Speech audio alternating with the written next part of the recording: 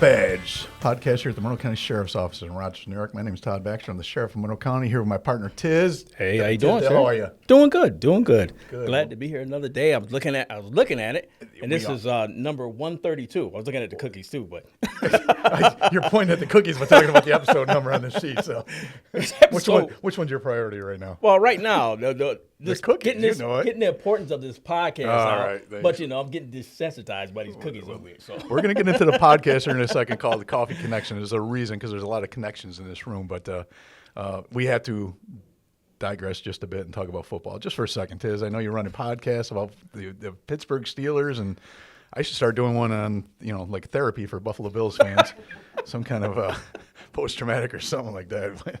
Man, I love it. How do you do it? Hey, brother, it's rough, too. And you got to go. You're doing your podcast tonight, right? You got to doing it tonight. It's 6 o'clock. You got to talk about a loss, right? And that's so we're going to talk about the loss to the Dallas Cowboys, which hurt severely. Yeah, one of our guests might be a big Cowboy fan of the guest. And so like I said, it's a lot of people call in. So we'll see what they talk about tonight, and I'm opening it up for Cowboy fans to call in, to where I say nothing and we sit there and just hear what they got to say. You're bragging rights. So this podcast is about a dear friend.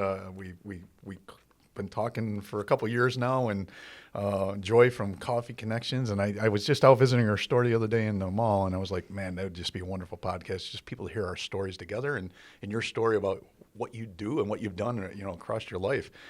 Just reading your resume and your trips down to Mexico and things like this is fascinating. And part of the idea of these podcasts is to get to know people that are around us, people that support us, people that we help and try and help, and we can always learn and do better there. But so, Joy, with no further ado, I welcome, first of all, to the Behind the Badge podcast. Good to have you here. Thank you so much. It's lovely to be with you. Yeah. So I am the Executive Director of the Coffee Connector. I'm not the owner because we're a nonprofit, but that's okay. Yep. And so a young man came in one day, asked if we were hiring, and I could tell he had a sense of humor, or I would not have done that. And I said, well, let me ask you 3 questions. First, do you have a history of a substance abuse? No. Second, are you a woman? No. Third, any felonies? No. I said, you know what they say, 3 strikes and you're out. 3 strikes in it. That's the total opposite of a resume usually, right? I mean, like right. People come in and do just the opposite. Yeah, someone comes with there are people who, we ask if you have an arrest record, because with us it's a positive. Right, yeah. It makes you more eligible. So people apologize. No, that's fine. 3 strikes, you're out with the opposite. Yep. Yeah, the opposite. There you go. That's fantastic. And that's why, if you don't mind me saying, that's why I love you so much. I love what your mission is. I love your objectives.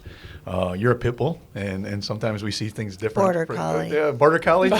You heard, right? You heard people. Okay, I'll take that one. But getting to know you at Coffee Connection, now getting to know you deeper as a person and your husband and your other endeavors you had in life has just been fascinating for me to watch and learn from. So, and do you want to introduce your partner here in crime, or? Yes, yeah. We are partners. She did not crime. want to come in this building, I heard. Oh, no, she was very anxious. She had to have some drags on her cigarette and said, I've never gone into a building like this willingly. So, we don't bite, do we? No. So Gina has been with us for, going on 1.5 years almost? A little over 1.5 years now. Yep, and the first day we saw her was your first sober day? 7 days. 7 days. And Jeanette looks so great. And this is in the mall? Yep. And after about a month, one of the women said, this Gina woman, I think we should invite her to be an intern with us, a volunteer with us. So we did. And then after a couple months, we hired her. And so she's been one of our great employees, and we've seen incredible growth with her. Incredible growth. So that's been very, very exciting. So when we met her, she was homeless, didn't have a car, didn't have a place to live, and needed some growth in family matters. Is that a fair way to say it? Yeah. And look at her now. Yeah, and so we're on the next thing on our agenda is teeth, and if anyone knows how to get that to happen more quickly instead of being on a year-long waiting list, we'd appreciate knowing that. Dental services and Yes. Oh yeah. With me only having Medicaid, I can only go to certain places. Okay. The wait lists are ridiculous. Well, we might know a couple people. See, this is why we Thank you. converse. This is Yes. why we talk. No promises, but I know Yep. people that do dental. Thank you. And a lot of them go down to Honduras and other places, do dental work down there. It's I amazing. live there too. I know. That's why I brought it up. I was like, what a small world this is. It's kind of a crazy I've place. been to Canada. This is what it's all about. These coffee connections, right? It's about this. It's a community, right? And we have Honduran we know people that coffee. know people. We do have Honduran coffee. Yep. And what am I drinking right now, by the way? You brought the coffee in? Guatemalan. Guatemalan? It's a medium roast. It is. And my children were all adopted and collected from Guatemala. Really? Yep. How many children? 5, and then we took a couple others in. You're still waiting. Are you waiting now, you said? No. Oh. No, the youngest is Joy, 44. I was gonna. It's Joy, I was like, gonna. no, I was gonna. no I don't more wanna, kids. I don't want to sound like I'm giving advice, but No. you bring a 2-year-old in your house right Oh now. gosh, no. The 3 first came and they were 12, 9, and 7, and they're the same birth mother, and then 2 other kids for the same birth mother came. This is crazy because, like, me just listening to this, and you look at businesses, business, they're out there, they help people by employing them and whatever, and they putting that back out in the community. But you're doing it into such an in-your-face part to where you're going out there and you're definitely helping in the community. I mean, you're reaching out, and there are a lot of businesses that don't even have that approach, and that helps right now with recovery. That helps with people getting in certain directions in life. And to me, that's the groundwork of what that American dream should be like. And listening to you and watching you hear you talking offline, I'm amazed at what you're doing. A lot of people here get to see this firsthand. I mean, what gave you that outreach to where you said, you know what, this is something that I have to do? It kind of was a family thing, and it started for me when I was 5, and I started collecting traumatized animals. It was my husband still says that I'm weird, so I don't really fit in most squares, whatever. But my whole family was very oriented to making a difference in this world, and and when I was in 3rd grade, I read a little book about Harriet Tubman, runaway slave, and that gave me my sense of, I felt like I had a call, and that gave me the shape of it, leading people to freedom, because, I mean, there's so many kinds of not freedom, and so Harriet Tubman is one of my top sheroes. My other was my sister, who started the first free clinic on the West Bank of Minneapolis in 1969, working with a similar population. Right. And I spent time with her, and just kind of been what we do. It's amazing. It's amazing. You probably never get rich doing it, right? You probably never, No. have all those grandiose things in life that people think is important. No. But God, you're doing God's work. I truly believe that. And Well, thanks. But there's riches in different ways. Absolutely. Yes. And that's what I've noticed with this. Yeah, And this is a powerful story, whether people realize it or not. It's just the fact of a business owner where a lot of people just say, you know what, I'm gonna make what I make, and I'm going about my life. But you're going out there and you're still helping others, And also in the same aspect, you got a business as well, but you're doubling down by helping others. Yeah. Let's jump right in. First of all, mild or medium, you said? Medium roast, yes. And you obviously got that. There was a B-roll picture showing up there, and you said that's a chai latte. Yes. And you really got to know the business quick here of I've coffee, right? Were actually you a coffee been- drinker before? I've actually been working coffee for 8 years. Oh, have you really? Yeah. Yes. Okay. I ran 7 different Dunkins. I worked at Bruegger's, Panera. Oh, wow. So coffee has been my thing for a long time. Oh, all right. Well, I'm not an expert except I've- consuming. This is actually the first company where I've been involved with knowing how to roast the beans Roast, and yeah. everything too. So that's really cool to learn more about Yeah. coffee. And the cookies are absolutely phenomenal. Every time I go there, you can't walk by without grabbing a cookie. So how about, first of all, let's talk about Coffee Connections, where you guys are located, and then if you don't mind, just lead a little into your growth in the coffee world, right? First of all, before we go into your growth as a human being and enjoy doing her God's work, as I call it. I'm Coffee Connection, what's it all about? From your standpoint as an employee, Well, what's when the mission about and what's the coffee about? When I first started, when I first showed up at the mall and I met Ember, she was actually the one who connected me to the Coffee Connection.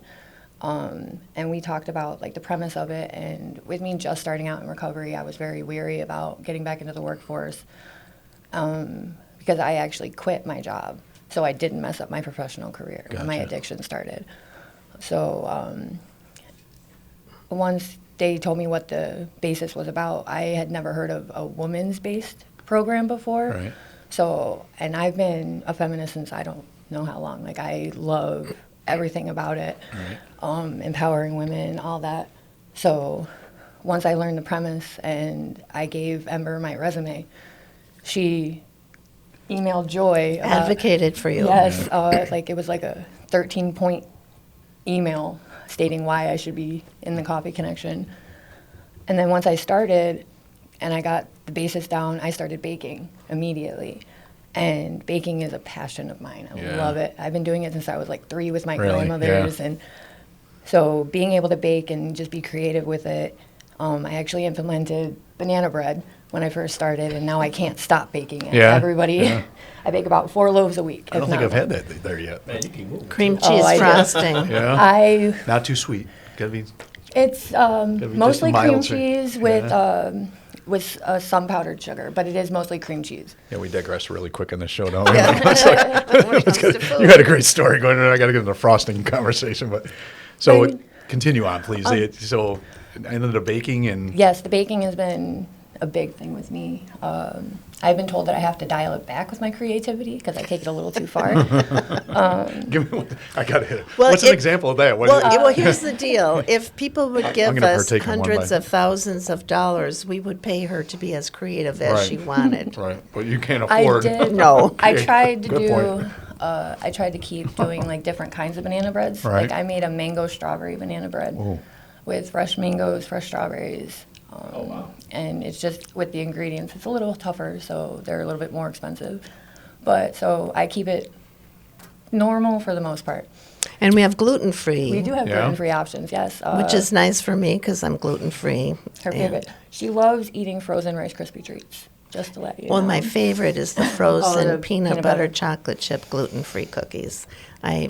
You eat them frozen? Oh, my mom isn't listening because they're better than her Uh-oh. chocolate chip cookies. But she's been gone We're a not. long Bleep that part out. She's listening. She's listening. She's probably She's laughing. listening. Frozen. Yeah. A Rice Krispie treat will tear you apart. Right. It's hard to eat, and then you're gonna eat it frozen. Yeah.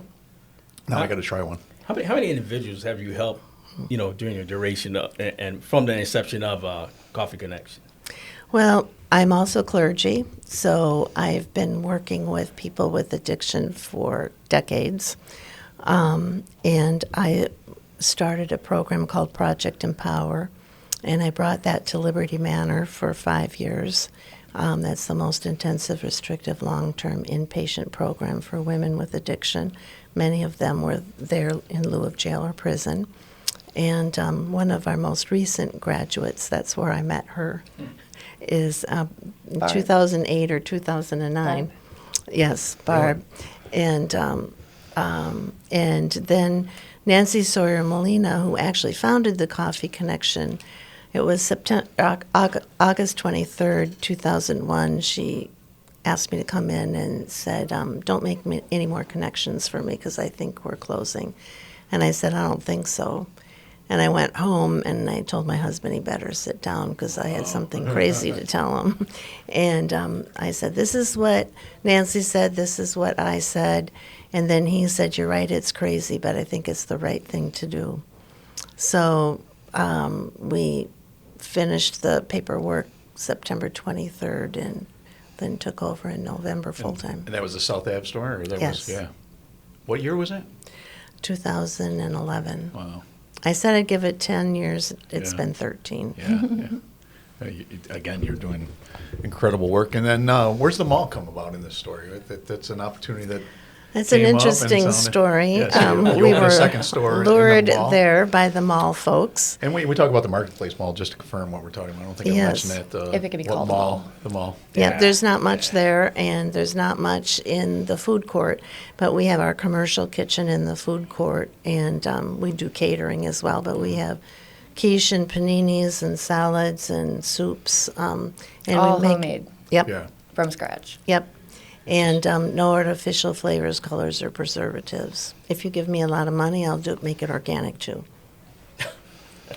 So now you know why I like her, right? There's not a lot of gray area. There's not like Because you need money. I mean, we're going to talk about that towards the end of the show. We're definitely going to plug how we can support, right? How we as a community can support what you're trying to do. You're saving lives. Yes. You're transforming lives, but you're Yeah. saving lives. There's no doubt in my mind. In 13 years, we have never had anyone die while on our my program, God. Think which about that. I don't Which is think almost anyone in- can say that. Yes. And very few bless. that have been with us. And those who have died who were with us, almost all of them were years later. Right. So, Wow. It's I just can't even amazing. talk right now. Well, I mean, I can honestly not say that easy. Coffee Connection saved my life. Yeah. Yeah.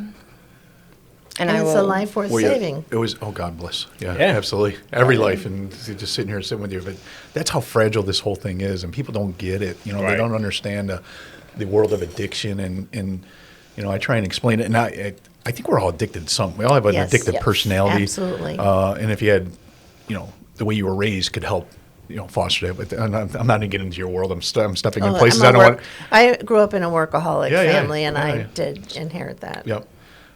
But, you know, I try to equate it to oxygen, you know, and when we look at someone going through the addictive state, and if you were without oxygen right now, you'd just about do anything you can to get the next breath, That's right? true. That's even, and I'm not saying anybody did this, I'm saying you'd even steal from your grandmother if you could breathe again so you can get off or you would leave your kids alone because you can't take care of them if you can't breathe. So you got to go get oxygen to continue taking care of your kids. This is we can't judge. We Our can't, longest it's employee. so incredible. Never think of it like Yeah, that, but it's it's true. so incredible. It's that. So please don't sit back and judge. Sit back and help. Yes. You know that's And that's what your our job is. longest employee, 11 years, stole her grandmother's wedding rings Right. Yeah. and sold them. And she'll never lose that guilt. She'll never lose that feeling, right? But that's again, that's not what we're here about the past. We're here about today and tomorrow, Right. And right? I think people don't understand that recovery is a lifelong journey. I mean, people can be clean and sober for 25 years and go back and pick up and die. And so one of the things that we try to look at the whole situation a little differently. First of all, we try to come alongside people rather than top down, and recognize that they have wisdom we don't have. Yeah. Well, and that they're actually part of the we. There isn't us and them. There are so many things that help people be successful. It's not just maintaining sobriety, but it's having a healthy life. And I say that about 95% of people with an addiction have a history of trauma. And that's often what keeps kicking in the addiction as well. 95%. That's Yeah, what yeah, I Of course, think. yep, of course, right? And again, people don't even realize that, right? They look at people and say, "Why are they doing that?" And they don't realize the trauma that brought a lot of this on. And, Right. Tiz, I know you got a question. Let me just clarify, or not clarify. You made a great point. So we run a jail, right? And not everybody that's going through an addictive state needs to be in a jail, but some people are just, they end up in my jail for one reason or another. But we built a MAT unit here. We tried to make it the best rehab, if you will, in Monroe County, because we got what everybody's been dreaming. We got people slowed down, detained, and then we worked on the initial part. How do we detox people appropriately, right? What's the most efficient, effective, and then the counseling. But more importantly, you nailed something I don't think people realize. When they leave a jail, if they relapse, their likelihood of death is off the charts because they've been sober and they've been clean Yeah. for so long inside the jail. So we you wouldn't believe how much time and energy we put into that connectivity from the jail to out, right? And now we're giving the medicines people need to leave the jail, as opposed to put them back on the road and hopefully get the medicines that they need to fight that addiction. So I don't know if you remember this, but they used to let people out at midnight. Yeah, with a bag. And then the drug dealer was Oh, yeah. waiting for them. And our woman, Stacy, who's been with us for 11 years, said if someone had met her at the jail and picked her up and brought her to treatment, she probably would have It been would have stayed. a long time. She wouldn't have relapsed. We can go on this all day long. Department of Corrections just released my niece, who we chased around God's creation, committing felony after felony. I begged judges to keep her in my jail. They just would not keep her, detain her, and she got more felonies. Anyway, she ended up doing a year and a half state time, and she left just in Orleans County, $75 and a bus pass. And guess who we're chasing around again? And God forbid she becomes one of Yeah. those red dots, which is death, Absolutely. right? And Yep. it breaks my heart. I'm like, we got to do much better at this, but. Yeah, and that goes to show you I'm that sorry. no matter what level you are, what level you come from, what walk God, of no. life you come from, Exactly. it affects us all. And Yeah. that's why I said something like this is something to behold. Because like you said, you walk out of that jail, or you walk out of that prison or whatever, what do I do next? How do I put food on the It better table? be a clean path and a clean set stand. There's got to be connectivity and that's what we do a lot of now at the Monroe County Jail. What is the long-term connectivity? Who are the people that are going to surround you and wrap your arms around you? Who's going to be able to hold you accountable, but who's not going to be too happy, but won't hold judgment when you relapse, right? And things like that. So we're talking this is not what I came on the podcast. I wanted to talk about you. Okay. And if you don't mind, maybe just a little of your story, what you're comfortable sharing, if you don't mind. Yeah. So we tried to paint a picture from my point, but it's almost irrelevant. Well, my story is, like most of drug addicts, I started out, dabbling here and there when I was growing up and everything, but my hardcore addiction didn't actually start until June 26th of 2021. Wow. That was the first time that my fiance at the time shot me up with cocaine and heroin, and it just downfalled from there. From right there. Like the immediate sensation that I felt, I looked right at him and I'm like, this is going to be a problem. And sure enough, yeah. Just one time, and I knew that it was going to be. God. And you had a child at the time, right? Yeah, at the time he was 15. Okay. And how it actually started was my fiance at the time had relapsed in his addiction and OD'd on something. I didn't even know he was taking anything. So when I called the ambulance, my son was in the apartment. So CPS came, took my son.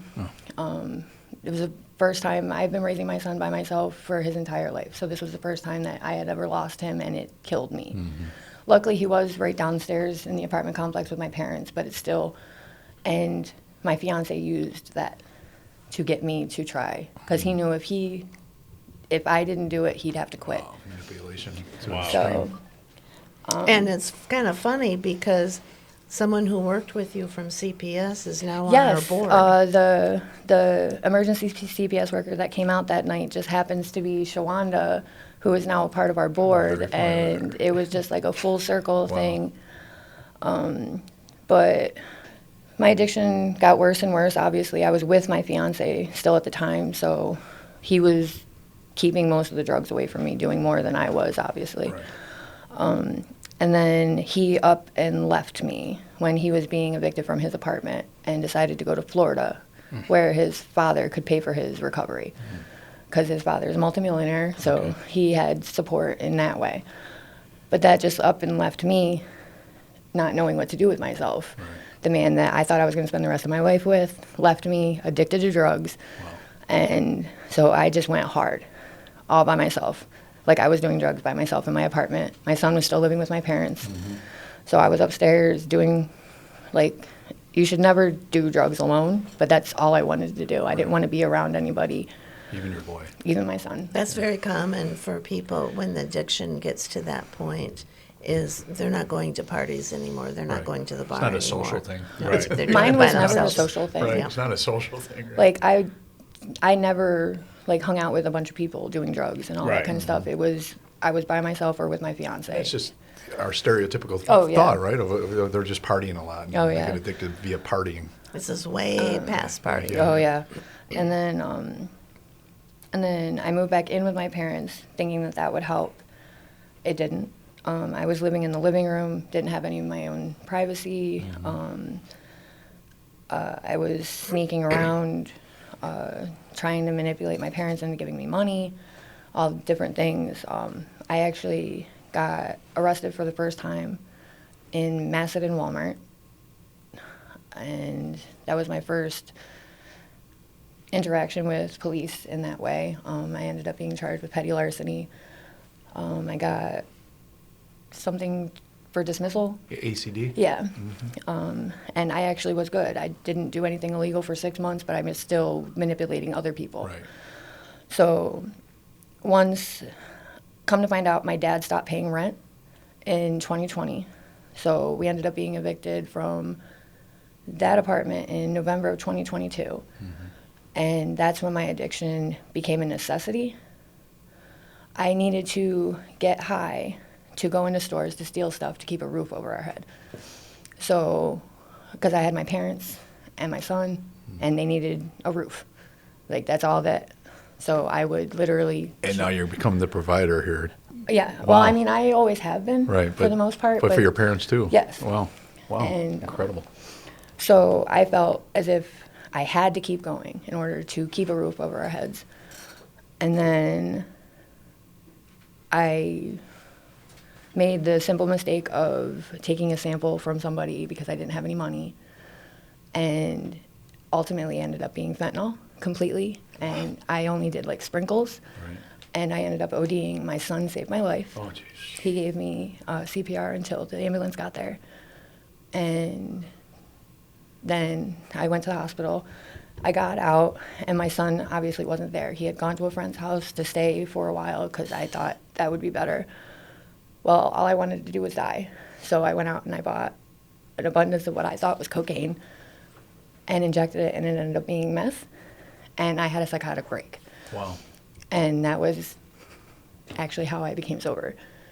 And that was the end of my addiction. Well, not my addiction, but Yeah. so. Yeah. And then you started hanging around And then I us. started hanging around the mall. And See, the mall's And good we for like you. Yeah. Well, I hope so. We liked you right Yeah, from we the lo- start. We love you. God bless you. God bless your story, and thanks for sharing it. That's almost impossible for someone to do.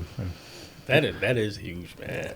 And I mean, you yourself as well. I wanted to ask you, like, Thank you. what satisfaction do you get, just by helping those people? I mean, personally, a feeling inside that makes you say, I got to keep doing this. I got to, I know it comes a time when you're gonna stop, or you, not stop, but you got to do something different. It comes in life with everyone. Yeah. So, I mean, what is that for you? Well, I am aging out. That's honest. And we're making plans for that. But one of the things that I'm really proud about is that as our women heal and grow, they start helping other women. And so people say, well, the goal is just to put them through and move them on. Well, so I say we have short-term, mid-term, and long-term. Because if the Coffee Connection is going to have a future, we need long-term. And we just had someone, we call it graduating, and she worked with us just a short time, but that was the first time she'd worked sober in 20 years. Wow. And now she got a really nice full-time job. And so we were sad to let her go. And Ember, of whom she spoke, now works for URMC. And Barb works taking care of, in the school system, a little boy who's very traumatized. So, but we kind of hang together and support each other. And so many women just have this whole desire of, this is what I want to do for my life, is I want to help other women. Right. It's therapeutic, right? Yep. It's definitely. And that, of course, is satisfying for me because I don't want to be the shero. I want to help facilitate, and I let them be the sheros. Every time I talk to you, I got to that needs to go on a T-shirt. She's always got this guy that needs to be on a T-shirt. I think last time we had coffee We together, should I was have brought you one. We should have. That should be on the T-shirt right there. Oh man, this is absolutely precious, and unfortunately, it's only a half-hour podcast, so we can go on all day long. We can't say enough about what you're doing. Thank you. We can't say enough about your courage to come on this show and to come in the building. Right? We can't say enough about how proud we are of you and anything we can do to support you and your friends. We're going to try. And let's be blunt. You said you run a nonprofit. So I'm going to transition and be the folks, if you want to support, this is the time. If you want to support, Thank you. We use terms like grassroots. We use terms like community-based. Yeah. If you haven't been over to Coffee Connections at the mall or South Ave, first of all, the quiche is very good. First time I think I really had quiche was on South Ave. The cookies are amazing. The coffee is incredible. But more importantly, I think the mission is the most important. You go back in that kitchen, there's real world stuff going on there, including life lessons and all that stuff. So how do we support? I mean, if the community was going to support, is there a website or a nonprofit donate button here? Or what's the easiest way to support? Our website is ourcoffeeconnection.org. Ourcoffeeconnection.org? Yep. And you can make a monthly donation or a one-time donation. And this is a really rough time for nonprofits, and Yeah. we are still suffering from the pandemic. Right. And right now, a lot of money is going into the political campaigns. Right. So we want to really build a sustainable model, and we've learned an awful lot in this 13 years. So we think we know exactly, or almost exactly, how to put this all together. So we're looking for benefactors too, Right. who can do big things. And And you got a good board. I mean, it's not, Yes. you Absolutely. Yeah. you've got a lot of scar tissue building this thing as a Yep. nonprofit for all these years. Yep. And I think that's what people got to look at. Look at the board of directors, right? Yep. Look at the people that are committing their time Yep. and talents to you. And that should give you some credence that this is a good organization with a good mission, obviously, but they're stable too. one It's of a our good board investment. members Definitely. that has put in an amazing amount of support, and I feel so grateful for him. And I keep telling him that, and he says, "Stop telling me you're grateful." I said, "I'm not going to do it."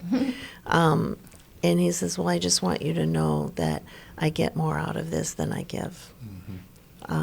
So we have a lot of exciting things to do. Right. I need a volunteer coordinator, an event coordinator, need help with PR marketing, fundraising. We do cater. We sell wholesale, retail and wholesale. We do some cool stuff. And with the holidays coming up, we Yeah, do good offer point. pies and That's a great full point, pies yeah. and cookies and all the baked goods. And Nice go out there. you can order whole quiches. And we have a walk Yes. November 3rd, Sunday. Yes, November 3rd, 1 o'clock at Messiah Lutheran, yes. Church on Mount Reed. But people can walk virtually or other Oh, yeah. places, and really grateful for the volunteers who are working on that. So we want to take your website, we want to take that walk, and we'll make sure we put this on the B-roll at the end of this Great. and plug it, so when people are Thank watching you. us, they'll be able to see that up there. Thank you. Thank Absolutely. you. Absolutely. Appreciate it. Well, you Well, want to finish up with no Miranda, or you got another question? I I have have- one last question. Can I say something? Yeah. Todd, I just want to say that from the time I met you, I really appreciate your perspective and your ability to have the long view and how much it goes into helping people get on a successful path Amen. and live into their full potential. And so I think that's one of the things that we've really connected on is we see the same need and we want to address it. So I want to thank you for that. Yeah. Thank you. You're That's very welcome. kind. Also, real quick, and I know Thank we're you. good, we're right at the end. Why North Dakota? I'm retired. I'm gonna have a cookie while you answer that question. Well, A lot of people want to get to That's the a great sun. question. well, one reason it's the opposite direction of hurricanes. But Yeah. we performed the wedding of our granddaughter, and she and her wife live on a reservation. Her wife is Native American. They're just extremely highly respected. And unfortunately, very few family went because she married a woman, which really frustrated us. But we found a community there. We found a church there. They are so highly respected. They're willing to be the executor of our estate and healthcare proxy, and we just loved it up there. It's beautiful. Wow. So it's almost on the Canadian border. Yeah. So, and I grew up in You're Minnesota, from so up there anyways, yeah. so the weather doesn't The daunt doesn't get me. you? No, and they don't even have tornadoes there, which, of course, I grew up with. In but a Minnesota. lot of snow. I'm good. Actually, Rochester usually gets more snow than they Really? do, which Yeah, was that lake effect, right? that was not Yeah, a positive thing for me because I like snow, but it probably won't melt and be slushy as Yeah, much. yeah. Not so much gray either. Yep, It's- and we have great peace about that, but it's a hard transition, and all the more reason to really make sure that we have a sound foundation for the Coffee Connection, because we do things nobody else does. Amen.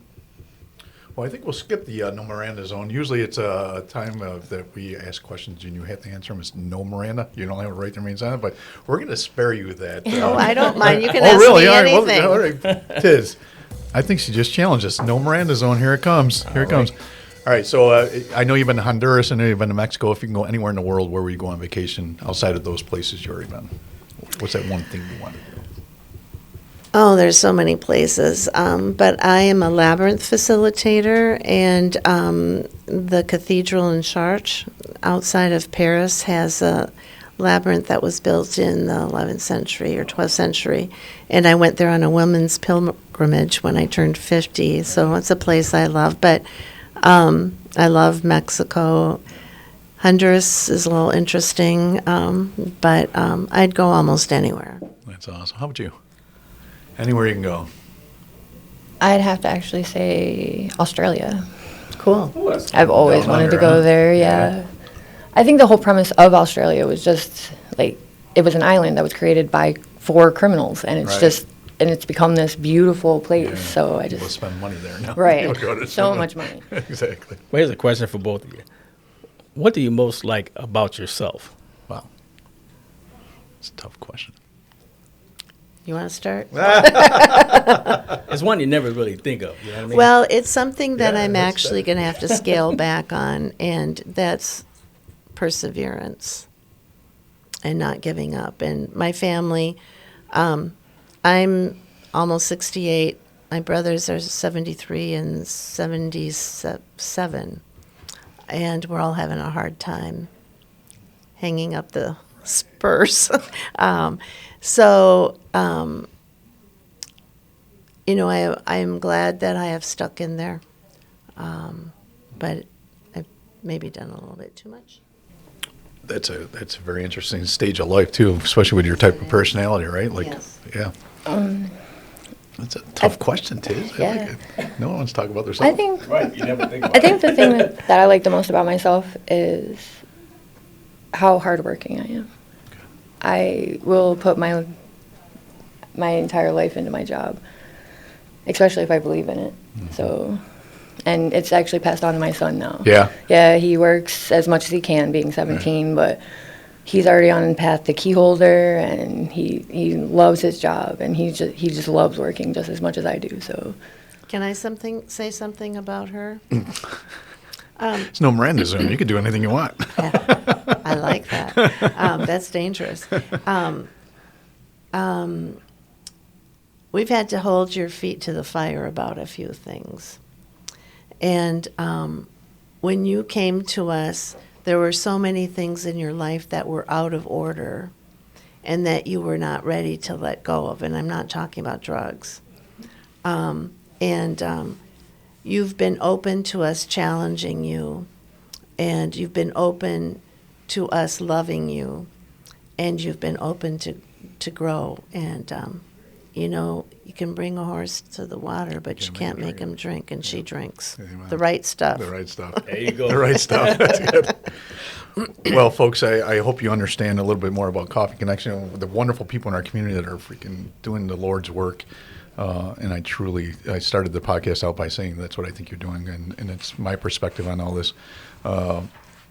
Your story, as I've already said, amazing, and don't ever give up the fight. And if we can ever help with the fight, because we know that monsters always are, you got a friend, just call, and we got wonderful people who are willing to help too.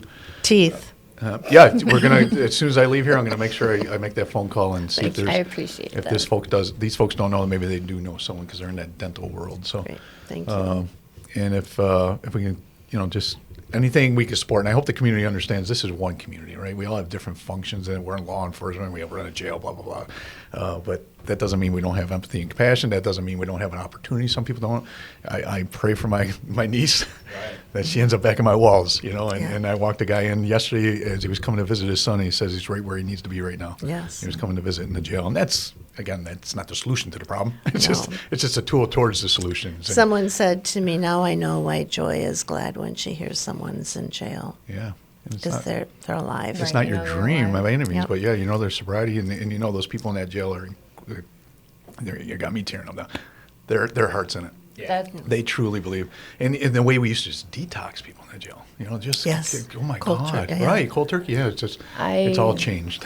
I have 3 cousins who were heavily addicted. One still currently is. My cousin Brooke has actually been sober for 7 years now. Right. And my cousin Robbie, actually, his saving grace was he was arrested for armed robbery and sentenced to prison for 15 years. and he just got out, and now he took over his dad's business. He's doing so well. Oh, great. And Yeah. I'm just so happy, but his brother, not so much. He's still on the street. Yeah. And And we hope we somehow, that gets changed before it's too late, right? That's the whole Yes. goal here is. Yes. And well, thank you for sharing. It was deep. It was I hope very powerful for the community. That whole idea is let people understand what's really going on. And We thank really you for the great work. appreciate you having us. Yes, Thank you so thank much. you That's so great. much. That's awesome. Tiz, best of luck this coming weekend. You're not on a bye, are you? No, we play this weekend. All right, good. If that's what you call it. Yeah. Yeah, so, till next week, folks. Have a great day and be safe.